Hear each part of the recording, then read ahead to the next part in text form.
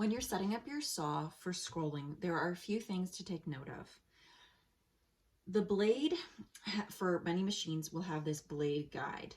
The issue with keeping this on your machine, and you will see that a lot of scroll saw artists do in fact remove it, is because the idea is that this will keep you centered if you're trying to cut straight lines.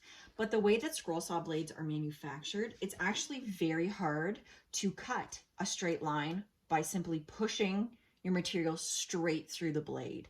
As I cut through this straight line on the practice sheet, you'll notice that at times you will have to slightly adjust your angle in order to stay on that very straight line.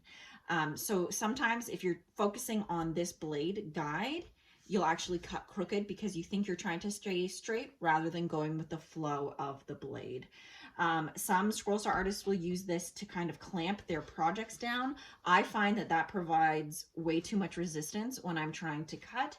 So I'm actually going to remove it, especially because you guys won't be able to see what I'm doing if I have that blade clamp on. So I'm going to take that off.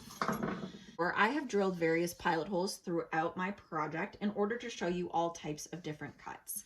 What I'm going to start with is in fact a straight line cut. So this is a number 5 modified geometry blade, and this is 1/2 inch MDF material that I'm cutting right now. I'm going to thread the blade through the pilot hole that I've drilled. It's really a personal preference whether you thread from the top or the bottom. Both are possible on majority of scroll saws.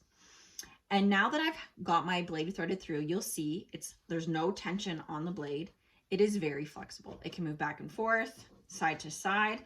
So what you'll want to do is adjust your tension so that the blade, although still flexible, will be fairly stable between the clamps. So I'm going to slowly increase the tension. You can see that it's getting tighter. And again, this becomes a personal preference. Many people will tune their saws so they know the sound it makes once it is tense enough in order to cut the way they prefer. For me, it's a lot of feel. If I start pushing my material through the blade and I can see that it's flexing, I will increase that tension until it's not moving. So I'm going to go ahead and start on this straight line. I'll increase my speed to about a 5 on the DeWalt saw and get started cutting. What I want you to do is pay close attention to the way that the blade moves. So as you can see, I'm finding my line and I'm starting to cut through. I'm having to adjust slightly in order to stay on the line. And you can see that my project is angled in order to get that straight cut. So hopefully you could hear me over the saw. You could see that I was adjusting the board in order to stay straight on the line. Scroll saw blades are not like a table saw blade. It is not going to stay perfectly square as you cut. So you'll need to make adjustments gradually as you cut. If you are going too fast, you may have a wobble on your line because you're moving too quickly to stay straight. If you're going too slow, the same thing may happen because if your speed is low, so let me turn it way down here. I'm going to put it to 2. So if I'm trying to stay on the line, because I'm going so slow, you can see that I'm having to make several adjustments as I'm cutting. If I go too fast, you'll see that although I don't have to make as many adjustments, if I do have to make an adjustment, like so say I go off track, it'll go off track for longer because I'm going so fast. So straight lines are one of the things that need to be practiced the most.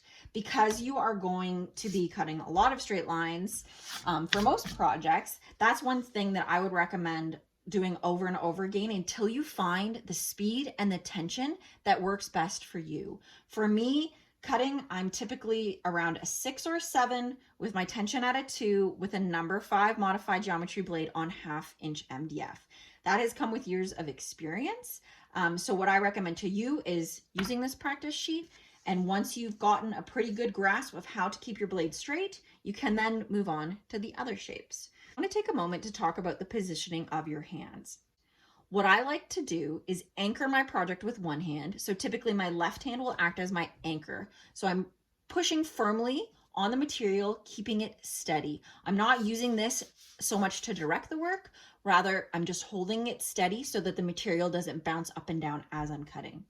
This hand I will call my driving hand. I'm right-handed, so what I will do is use this hand to direct my work through the blade. This hand is still doing some of the work moving it, but mostly I'm applying pressure with this hand and lightly directing with this hand.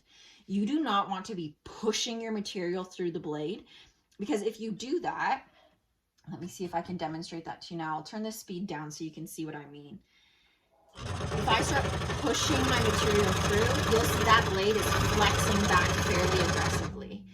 You want to make sure that your speed is high enough that you are bracing your work and simply guiding it. I'm not pushing, I'm simply guiding it as I cut. And you can see this hand is applying firm pressure and is helping the driver. Learn by repetition. Brace your work down and make sure that you're driving, not pushing through your work.